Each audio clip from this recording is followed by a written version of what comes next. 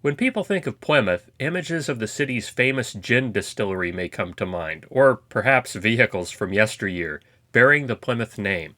But when most Americans think about Britain's ocean city, a certain group from the English Separatist Church are what we often associate with Plymouth.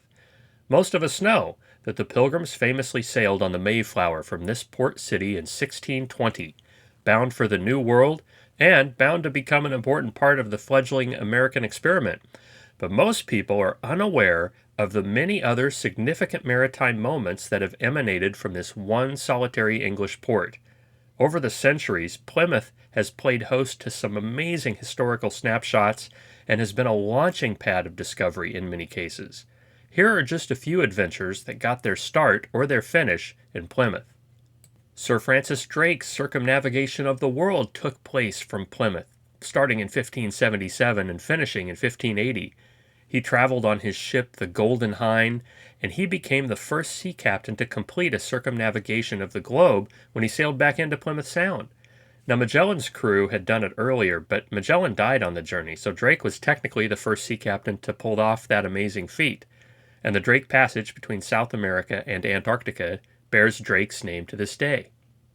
Later, in 1588, Sir Francis Drake played another major role in defeating what seemed like an invincible Spanish armada as Drake and his men sailed from Plymouth and into the history books. That victory made England a world-class power, and it introduced effective long-range weapons into naval warfare for the first time. In the year 1616, Pocahontas arrived into Plymouth from Jamestown.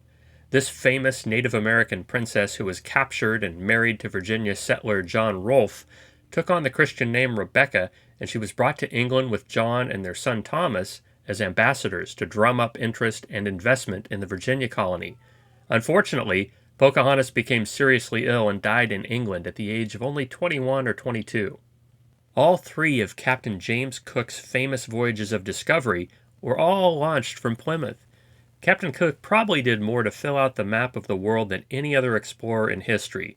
During his three incredible voyages, he mapped much of the Pacific Ocean, charting places like Hawaii, New Zealand, Australia, and much, much more. Unfortunately, he was killed in Hawaii's Kealakekua Bay during his third journey. In 1787, the English convicts were transported to Australia. Until 1782, English convicts were transported to America, but in 1873, the Revolutionary War ended, and America refused to accept any more, so England had to find somewhere else to send their prisoners. Thus, they started sending them to Australia, and many of those convict ships set sail from Plymouth. For 10 very interesting days in 1815, Napoleon was held prisoner by the Royal Navy in Plymouth Sound. He had just been defeated at Waterloo, and now the British were deciding what to do with him. And during that time, many locals came in small boats to see the famous little French dictator as though he were some sort of tourist attraction. Charles Darwin's famous voyage took place from Plymouth starting in 1831. And this 5-year journey proved to have massive long-range influence on our understanding of biology and natural history.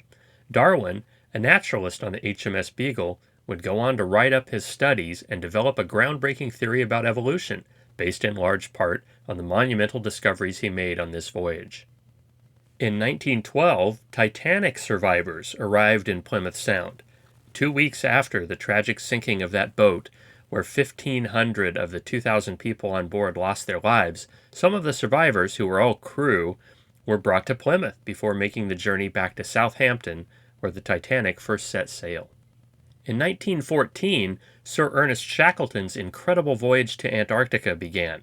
Just as World War I was breaking out, he led a 28-member crew to Antarctica, starting in Plymouth, only to later get stuck and stranded in the sea ice as his ship was crushed. What turned into a 2-year ordeal is one of the most stupendous survival sagas of all time, and a huge testament to Shackleton's amazing leadership skills.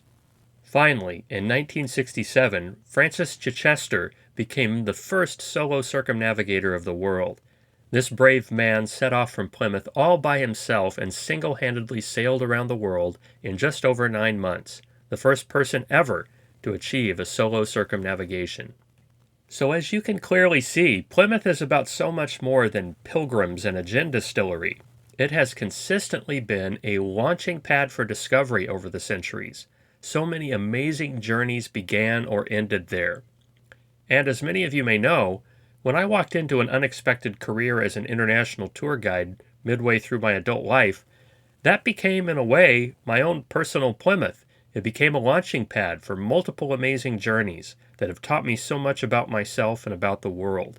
In fact, these journeys and the lessons learned during them are what inspired me to create the Passport Attitude website. I really want to encourage all of you to be explorers, whether at home or abroad, to find your own personal Plymouth, your own launching pad of discovery. And this is especially important to remember while many of us are still largely homebound and socially distancing due to the coronavirus pandemic.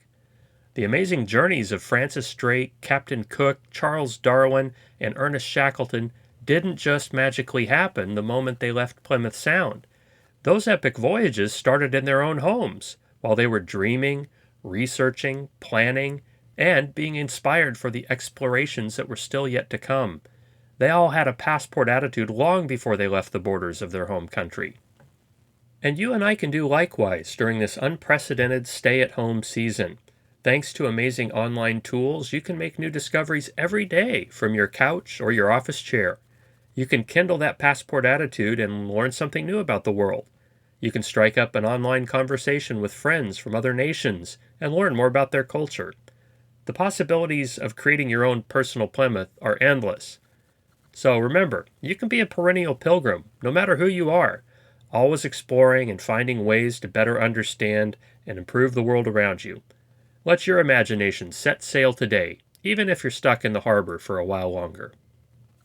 If you enjoyed this historic look at Plymouth and would enjoy other content like this, feel free to subscribe to my YouTube channel, Passport Attitude, or check out my blog at passportattitude.com, where I'll be sharing a growing number of fun posts and ideas that will help you be an explorer at home and abroad. And if you have friends or family who are explorers at heart, thanks in advance for telling them about these sites. Finally, if you enjoy traveling and getting to places beyond just the normal tourist sites, connecting with culture, history, and scenery, you should check out Walking Adventures, the wonderful company I've been guiding with since 2007. We usually visit Plymouth as part of our Wales and Cornwall itinerary, which is typically offered every couple of years, and includes some amazing sea cliff walks. Take care, everybody.